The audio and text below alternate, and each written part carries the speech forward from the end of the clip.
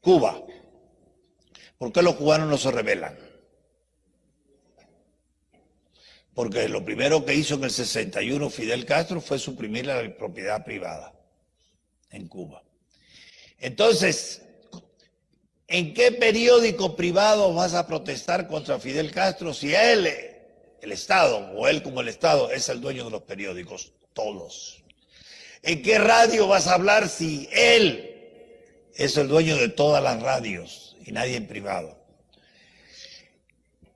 ¿A qué policía vas a pedir auxilio si el policía obedece a él también? Tú trabajas en Cuba como en todas partes y te pagan un sueldo pequeñito, bajo, muy inferior al de antes, pero te pagan. Entonces tú puedes comprar comida para comer para ti y tu familia con tu sueldo. No. Para poder comprar para tu familia con el sueldo que tú ganaste, tú tienes que tener una tarjeta de racionamiento.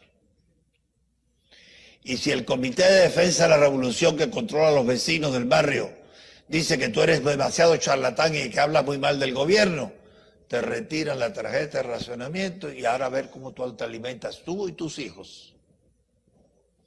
Entonces, no digo nada, no hago nada.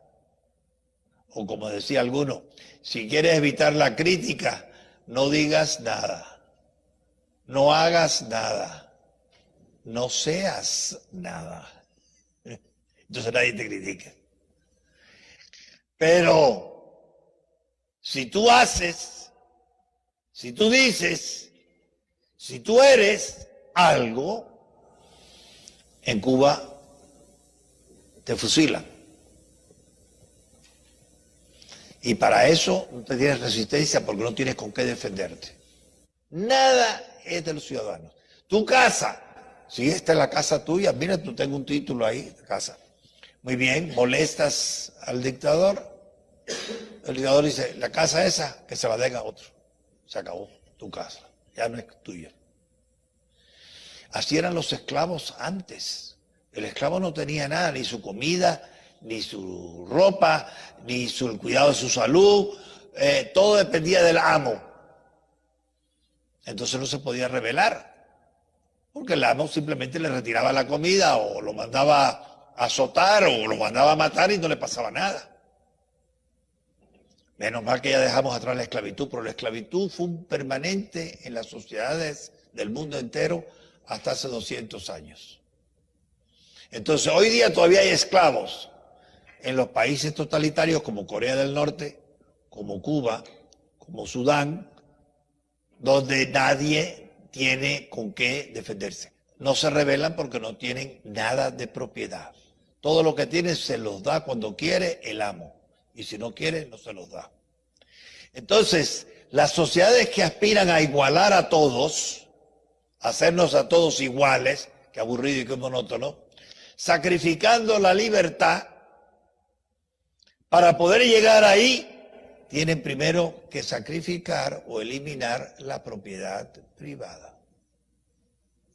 Y ustedes lo que ven en Venezuela es cada vez más leyes, más intentos por suprimir la propiedad privada en Venezuela y hacer que todo sea público, como lo hizo Fidel Castro hace 40, 50 años en Cuba. Y en la medida en que un gobierno, un Estado, un político, un partido, una corriente de opinión aboga en favor de reducir, acabar o aplastar o simplemente con impuestos terminar la producción privada, están debilitando la libertad con la cual tú puedas defender tu vida. Esa lección la hemos aprendido en el siglo XX. En Europa la aprendimos, en Asia la aprendimos, en la América Latina todavía hay lugares donde mucha gente no lo ha aprendido. Y ustedes ven entonces que todo esto que dicen, sí, abajo los ricos, quitémosle a los ricos y le damos a los pobres, lo pueden hacer primero debilitando la propiedad de los ricos para que no se puedan defender. Entonces todos somos pobres, iguales. Cuando tú debilitas el derecho de la propiedad en los pobres, no digamos en los ricos,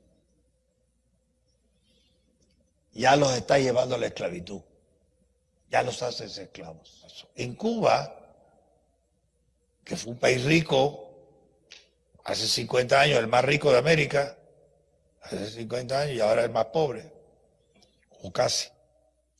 Y a Cuba venían muchos inmigrantes de todas partes del mundo, sobre todo de Europa, a abrirse camino porque era un país de promesas, de riquezas. Y empezaban poniendo una bodega, o sea, una tienda en la esquina, vendiendo azúcar, café, frijoles, pan, Coca-Cola. Y así empezaban. Y trabajaban 14 horas al día. Y la familia, la mujer también ponía a trabajar con el hombre y los hijos, a medida que pasaban de los 4 años, también ya ayudaban en la tienda. En fin, al cabo de 30 años ya tenían varias bodegas, una cadena de bodegas, y habían salido de la pobreza. Eran clase media. Fidel Castro heredó una fortuna muy grande de su padre y cada uno de sus hermanos recibió más de $1 millón a la muerte del padre. Eran 7 hermanos, 7 millones de dólares como mínimo. Él se gastó su $1 millón al año, entre ellos comprando el yatecito Granma con lo cual desembarcó en Cuba. Nunca trabajó, nunca ha trabajado, nunca ha ganado un salario.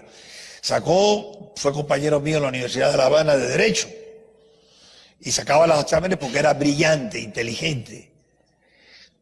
Empollando 3 días antes del examen, mañana, tarde y noche, sacaba el examen. 61, 63, 64, pero lo sacaba. Se hizo abogado y jamás trabajó como abogado. No trabajó en un bufete. Entonces, ¿de qué vivía ese señor? De la herencia de su padre.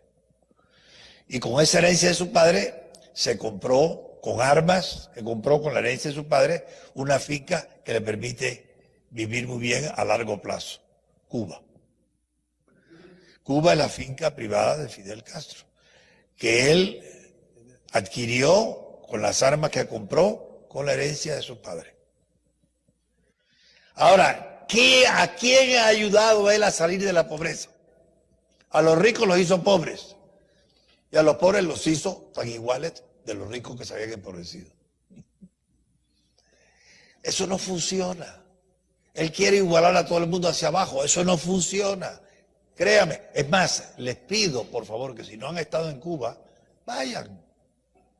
Pero no a vivir como turista, a vivir como cubano. Y verán entonces la diferencia.